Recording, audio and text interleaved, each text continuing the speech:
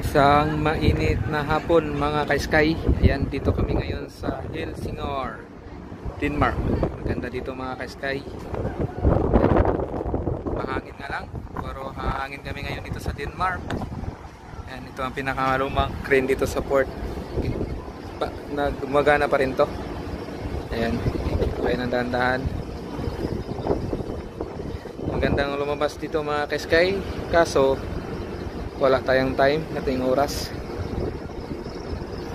Ayan, ikot ko lang kayo. Yun, mga yatihan yun doon.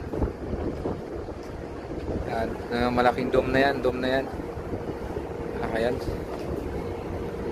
So ikot tayo dan sa baba. Ito pala yung makikita natin sa likuran banda mga sky. Ayan, ang lawak yan doon, papasok. Nakalabas tayo nito minsan noon, nung nakaraang season namin. Ang ganda dito mga sky. Kaso nga lang malakas yung hangin. Yan, terminal ng mga maliliit na yate. Yan, magandang ano to, no? Parang castle.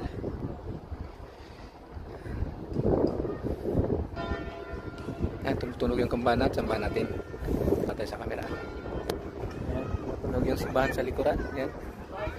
Alas 5 na yata mahigit. Ayan mga sky. Ayan mga sky, hindi natin natsampahan yung pagdaan ng train. Ayan, gagawin namin. Ayan, ito tayo.